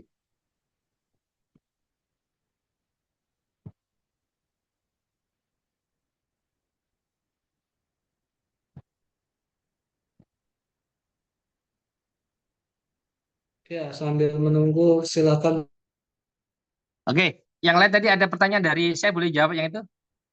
Yang di beralih ke pertanyaan yang ada di chat Zoom. chat AA ya. Ini pertanyaan dari Bapak Muhammad Asyar ya. Bagaimana kedudukan kontrak yang ditandatangani oleh person melalui kuasa direktur, kuasa itu melalui notaris, kalau salah apa sanksinya ya. Tentunya kadang-kadang yang fraudnya gini Pak, kuasa direktur dibentuk dalam momen aja. Ya pengadaan itu diperlukan, itu biasanya sudah ada hengki-pengki di sana, sehingga ya bahasanya nanti ujung punya bendera juga. Tapi setelah itu berakhir. Nah ini satu kesalahan yang di legalitas itu, bahkan saya diskusi dengan kemarin dengan ahli hukum bilang, loh kalau tahu gitu ya notarisnya boleh kena sanksi juga ya. Jadi kalau memang yang jelas kan sudah diatur siapa-siapa yang boleh tanda tangan itu kan diatur. kalau di PT ada anggaran dasar ya diikuti ya. Lalu di dokumen pengadaan juga ada siapa naik direktur utama, direktur atau siapa-siapa. Nah, yang terjadi itu kuasa itu, yang fraudnya ya, dia hanya kuasa pada proyek itu aja. Nah, setelah itu enggak, gitu. Nah, itu fraud. Jadi karena dia tadi nggak tahu ya konteksnya tentunya pinjam bendera dan dihaluskan, itu banyak teman seperti saya ditelisik ternyata pemberian surat kuasa itu kuasa direksi itu hanya karena momen aja untuk pengadaan itu ya. Jadi kalau memang itu nggak boleh ya. Jadi udah itu biasanya ya tanda ya halus ya itu menjadi semacam indikasi-indikasi yang saat ini kekinian ya, termasuk sebenarnya udah lama itu ya, udah lama sudah. Cuma masih ada aja yang melakukan itu. Jelas kan di dalam dokumen itu jelas siapa yang berhak tanda tangan. Ya jika di luar itu ya, kalaupun kuasa ya kuasa itu ya mungkin yang ada dia di dalam pengurusannya ya atau di pegawainya atau apa. Tapi yang terjadi kan kuasa dari luar lalu disahkan lagi dengan akte notaris yang hanya untuk proyek itu. Setelah itu selesai itu nggak boleh. Ya, itu pinjam bendera yang dihaluskan. Nah, ini masih itu tayang itu ya. Nah, ini mungkin tambahan Bapak Ibu barangkali sambil menunggu pertanyaan teman-teman yang lain. Ya. Nah, ini jenis-jenis penyimpanan BPJ ini yang selalu kita sampaikan, yaitu kan kita kalau ngikuti proses ya, tahapan pengadaan ya ada mulai perencanaan ya, perencanaan persiapan proses pemilihan dan seterusnya. Nah di perencanaan ya ini yang umum ya jadi ya penyusunan anggaran yang tidak realistis seperti menggelongan anggaran lebih markup. Lalu perencanaan pengadaan yang diarahkan bisa pada calon penyedianya, bisa kepada barang-barang jasa yang memang diarahkan tanda kutip tadi ada konflik di situ. Lalu rekayasa paketan untuk KKN tadi ya, paket-paket yang untuk favoritisme atau memang KKN yang paketnya seharusnya ditentukan tapi dipecah-pecah dan sebagainya, atau sebaliknya paket-paket kecil yang digabung menjadi paket gede nggak boleh. Lalu penentuan jadwal pengadaan yang tidak realistis ya jelas-jelas misalnya ada aturan-aturan kalau misalnya sekurang-kurangnya sekian memang hak penyedia maka nggak boleh kita kurangi. Tapi dalam tataran mungkin evaluasi ya tergantung macam-macam, ada yang 3 hari, ada yang 2 minggu, bahkan ada sebulan, tergantung berat ringannya atau kompleksitasnya pekerjaan yang dievaluasi. Lalu pengetahuan PPK tidak sesuai tadi, PPK nggak kompeten, hanya sekedar lulus. Harusnya itu masih butuh pelatihan lain untuk dia supaya dia paham, karena PPK ya selain dia paham harus selain lulus dia harus mengetahui teknis pekerjaannya, dia harus orang bisa komunikasi, dia bisa berkoordinasi, ya banyak persyaratan macam soft skill yang dimiliki oleh PPK. Jadi dia hanya sekedar lulus. Tapi kalau hanya paket-paket kacang goreng ya mungkin barangnya pelatihan. Tapi kalau dia tiba-tiba baru selesai tiba-tiba kasih paket yang konstruksi yang gede, itu sangat rawan sekali ya. Jadi PPK tidak tetap harus dipahami oleh para PA atau Pak Dirutnya. Lalu mendesain proyek fiktif dalam perencanaan anggaran. Jadi sengaja didesain proyek itu memang nanti tidak ada. Banyak terjadi ya. Tentunya ini kan dari pengembangan dari teman di lapangan ya, itu teori-teori ya yang saya terapkan di sini. Lalu membutuhkan pokja pemilihan ya. Penentuan siapa yang menjadi pokja pun tidak transparan. Mungkin kroni-kroninya ya, yang orang bisa diatur dan sebagainya ya, yang nurut dan sebagainya, yang tidak berintegrasi. Kita pimpinan tahu ini udah tak jadikan. Jadi integrasi lemah, berpihak pada salah satu peserta pemilihan yang tidak independen. Itu kecurangan di situ. Lalu di kualifikasi peserta tender, dokumen aspirasi tidak memenuhi persyaratan. Lulus, diloloskan, artinya tetap memenuhi persyaratan untuk ya secara kualifikasi atau nanti di penawaran dokumen evaluasi penawarannya. Lalu ada pemalsuan dokumen dibiarkan, udah tahu jelas-jelas tahu, tapi tidak melakukan klarifikasi kepentingan dan sebagainya. Pemalsuan tanda tangan, pinjam bendera, ya, legalisasi dokumen yang tidak dilakukan yang harus dilakukan, ya, evaluasi tidak sekretariat tadi dah, persekongkolan antara calon penyedia dan pokja, baik itu horizontal ataupun vertikal ya, enggak boleh, ya. Lalu penyusunan dokumen pilihan ya, yaitu spek barang yang diarahkan kepada merek-merek tertentu atau kepada penyedia tertentu, ya bukan berdasarkan analisa kebutuhan, itu enggak boleh. Fraud juga, kriteria evaluasi yang direkayasa, udah jelas di situ disampaikan, bahkan saat NWC disampaikan, begini yang gugur, begini yang tidak. Ternyata dalam penampilan evaluasi kita pelajari kerja-kerjanya disimpangi, menyimpang. Lalu dokumen tender yang tidak standar dan tidak lengkap. Ya tadi standar dan lengkap termasuk penambahan persyaratan yang tidak diperkenankan dan sebagainya. Jadi penambahan persyaratan yang melanggar ketentuan prinsip dan etika pengadaan, melanggar ketentuan peraturan perundangan yang lebih tinggi, ya, lalu menghambat kompetisi, nggak boleh. Ya. Lalu lanjutnya pengumuman tender. Ya. Waktu pengunduhan dokumen dibatasi, terlalu singkat. Sorry, pengumuman tender fiktif semu. Ya ternyata nggak ada Pak, memang ya. Dalam hal yang manual, karena masih banyak korporasi yang manual ya, tidak semua korporasi sudah menjalankan pakai model LPSC. Dan fiktif juga ada, tidak transparan, tidak tepat waktu, ya, informasi tidak lengkap, sehingga orang bingung nih, aku mau nawar gimana ini ya, kriterianya kualifikasi untuk penyedia bagian tidak jelas. Lalu jangka waktu pengumuman terlalu singkat, sehingga mereka tidak bisa mempelajari, menyiapkan dokumennya, yaitu pengumuman disampaikan pada pihak tertentu atau konsorsium jahat ya dalam lingkungan mereka, jadi semua tidak dapat. Itu salah satu juga di pengumuman. Lalu pengunduhan dokumen pemilihan, waktu pengunduhan dokumen pemilihan dibatasi, terlalu singkat. Misalnya ketentuan di situ dokumen jelas sekian hari ternyata disimpangi menjadi lebih cepat sehingga yang lain mau mengakses nggak bisa. Lalu dokumen pemilihan susah, tidak bisa diunduh. Ini terjadi ketika ada kong kali kong di luar offline. Nanti kadang-kadang ada pesan dari pokjanya, kamu jam sekian ya upload ya. Nanti sekian tak semacam apa bandwidthnya dipersempit atau apalah. Jadi susah orang mengambil itu kecuali nanti orang-orang kroni yang sudah naik ya sudah ambil. Dan jam sekian ya lewat udah lewat susah ya. Nah, ternyata diteliti itu oh ada gangguan di sana yang orang bilang ternyata gangguannya hanya lokal karena tadi mengalami penyempitan bandwidth apa itu orang-orang IT yang tahu lah ya. Lalu dokumen pemilihan yang diunduh oleh peserta berbeda, tidak konsisten antara dokumen yang satu dengan lain. Sehingga saat dievaluasi nanti yang satu gugur, yang satu jalan. Ya, oke. Lalu di penyusunan HPS, ya penyusunan HPS di sini udah ngarah ya. Nah, HPS tidak, ini data HPS dirahasiakan, data HPS digelembungkan. Penentuan harga pasar HPS tidak jelas, ya tidak jelas. Ya, penyusunan HPS pun diarahkan pada merek tertentu, bahkan mengabaikan hal-hal yang menjadi persyaratan, misalnya untuk persyaratan TKDN dan sebagainya diabaikan. Jadi meskipun HPS nanti kan menjadi sesuatu yang untuk menentukan kerugian negara dengan daerah, tapi HPS adalah salah satu alat untuk digunakan oleh Pokja dalam melakukan penilaian harga. Ya, mungkin kalau ada negosiasi atau apa. Jadi kalau tanpa HPS pun ya nggak bisa. Ya. Tapi ada memang sesuatu yang tidak berdasarkan HPS. Oke. Lalu di HPS pun kadang-kadang terjadi tidak disahkan, tidak ada mengesahkan siapa itu, tapi langsung di launching aja. Itu melanggar juga. Oke. Lalu penjelasan enwising, ada pre-bid meeting. Jadi pertemuan sebelum bidding. Ya tentunya yang tidak sesuai ketentuan ya. Nanti pasti itu oleh kroni-kroninya aja. Pre-bid meeting secara terbatas, penyampaian informasi dan deskripsi yang terbatas ya. Bahkan orang bertanya pun dibatasi, terus penjelasan yang sangat bombastis, tidak ada kontroversial ya. Lalu BAP penjelasan tidak dengan baca penyedia dan banyak lagi yang tentunya Bapak Ibu auditor atau APH mengalami di lapangan. Bagaimana enwising yang dibuat-buat ya. Lalu penyampaian dokumen menawar. Dokumen menawar tidak lengkap. Tidak lengkap tapi diterima, Pak. Lanjut aja. Padahal kan udah nggak bisa. Persyaratan ada nggak lengkap, tolak dan sebagainya atau digugurkan karena inflasi. Lalu punya dokumen penawaran peserta yang terlambat tapi masih dimaafkan, diterima. Padahal alasan jelas ya kalau begini-begini nggak boleh tapi diterima aja. Ya, modifikasi dokumen penawaran yang setelah penyerahan untuk memenuhi kriteria ini masuk post bidding. Ya.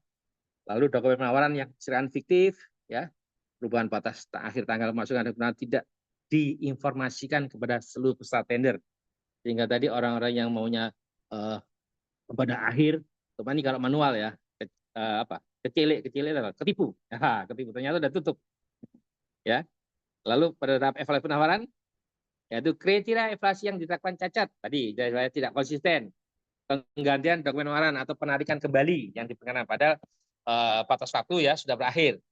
Lalu jaminan penawaran palsu, peserta tender terpola dalam rangka kolusi dalam kelompok-kelompok tertentu yang siapa yang tahu yang mereka kepala pengelolaan yang pada ini notabene adalah pemilik proyek, nggak tahu di level PA, KPA, PPK dan sebagainya. Ya, evaluasi yang dengan tersembunyi, ya bahkan mungkin di puncak atau di mana, ya seorang nggak tahu di kantornya, ya jadi persoalan vertikal, horizontal, itu masuk di sini. Lalu pengumuman calon pemenang, pengumuman dilakukan secara terbatas ya. Tanggal pengumuman sengaja ditunda, diundur, pengumuman tidak informatif, itu jakfraud juga. Lalu sanggam peserta tender yang diabaikan tidak tanggapi, substansi sangga tidak tanggapi, sangga hanya pro forma pura-pura. Ada kasus seperti itu waktu saya meriksa itu ternyata sangga hanya pura-pura saja supaya seolah-olah ini fight betulan, ya, hanya pro forma, ya. Jadi menghindari pengaturan tender, seolah-olah begitu. Ternyata di balik itu terungkap semuanya ada persekongkolan di situ. Lalu penetapan pemenang tender, ya.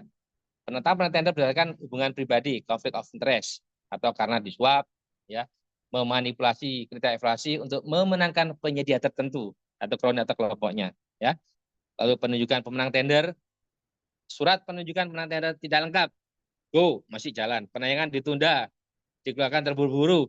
Nah, ini kan sesuatu yang tidak sesuai prosedur ketentuan, ini menimbulkan tandanya. Tapi tetap kalau kita bicara audit atau kita dari Pokja, ya patut diteliti lebih lanjut ada apa di situ. Jadi tidak bisa menentukan itu salah, tapi harus kita buktikan dulu, ya. Lalu penandatangan kontrak, ya, yang kolutif menguntungkan penyedia dengan persyaratan tidak wajar, ditunda-tunda, secara tertutup tidak sah.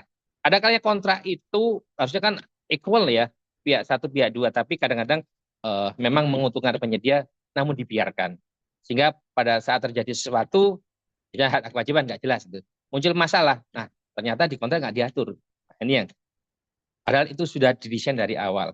Draft kontrak diserahkan untuk dipelajari, ternyata ada yang tidak sesuai tadi dibiarkan lewat karena sudah didesain oleh pihak dari penyedia, ya. Oke. Pelaksana kontrak, penang tender mensubkon semua pekerjaan, artinya mengalihkan, tidak boleh, ya. Ini berarti calo dia, dialihkan semuanya. Bahkan subkon pun ada yang dilanggar jika tidak diatur, ya. Kalau diatur ya kan apa-apa pekerjaan yang boleh disubkonkan pada siapa, bagaimana bayaran secara jelas, ya. Misalnya pembayaran manakala Menkon mau mengajukan bayaran, maka diatur juga di situ bahwa Menkon harus membayar semua kewajibannya kepada subkon. Ya, kalau enggak ya nanti akan repot. Oke, BPK tidak enggak sehingga gagal dalam pengalihan kontrak. Nah, ini banyak pembiaran juga di lapangan. BPK tahu ya mulai dialihkan, tapi nggak ada teguran, nggak ada padahal di dalam dokumen diatur tahap-tahapannya bahkan sampai putus kontrak. Dibiarkan saja, jaminan-jaminan tadi biarkan. Ya tadi ada pengabaian dari BPK yang tidak berintegritas atau kalau di korporasi mungkin project manager, ya. Nah, di penjualan barang yang lazim terlambat harusnya denda. Ya tidak suspek, ya bagaimana di sana? Dipersyaratkan ditolak atau apa? Harus jelas, tegas. Kualitas jumlah berkurang, lokasi tidak sesuai, jaminan peliharaan atau pernah jual palsu. Nah, ini yang sering terjadi.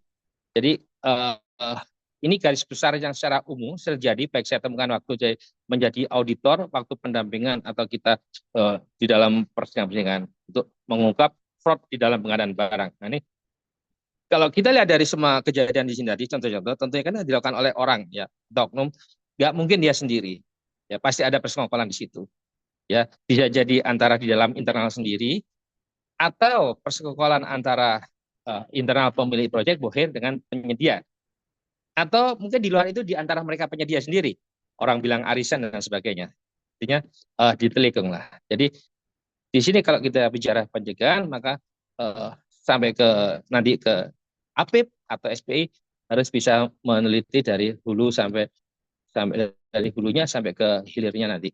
Proses-proses mana yang menjadi titik-titik lemah. Tadi saya ulang lagi, bisa terjadi di perencanaan, di persiapan, di proses pemilihan, di pelaksanaan, hingga sampai serah terima.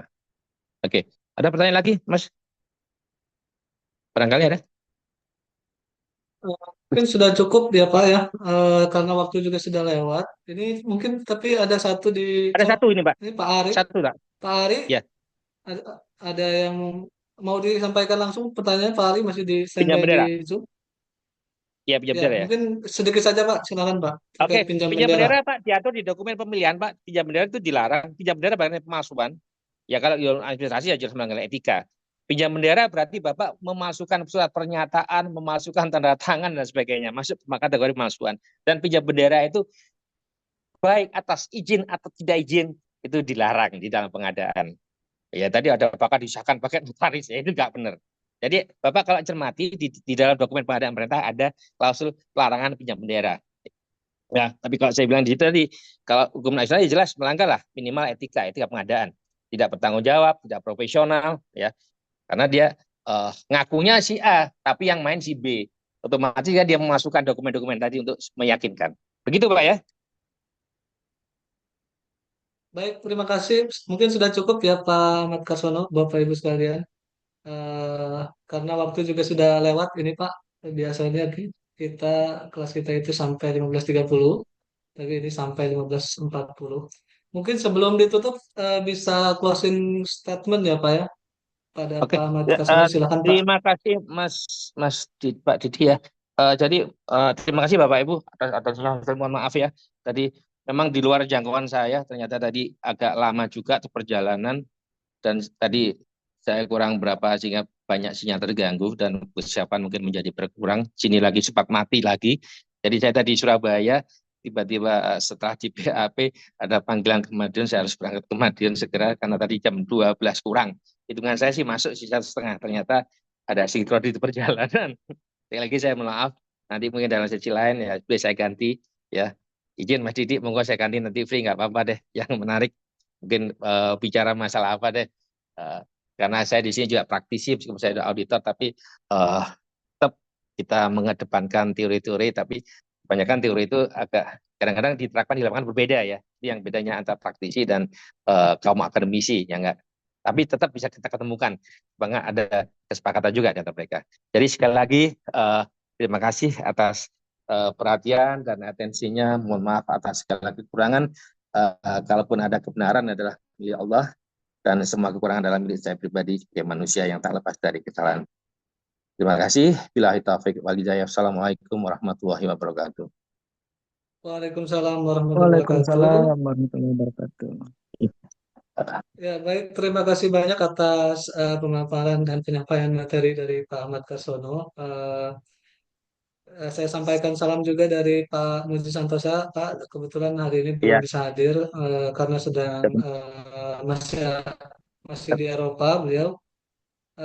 Dan ketemu Paul kepada Dybala Bapak katanya. Ibu anggota, ya benar, benar. Kepada Bapak Ibu, mohon jangan lupa isi absen dan postesnya. Nanti itu menjadi dasar untuk penerbitan sertifikat. Dan kita akan bertemu kembali di hari Jumat ya untuk materi yang berbeda. Terima kasih banyak pada narasumber Pak Ahmad Karsono, Bapak Ibu yang sudah hadir di kesempatan kali ini. Saya tutup. Assalamualaikum warahmatullahi wabarakatuh. Waalaikumsalam warahmatullahi wabarakatuh.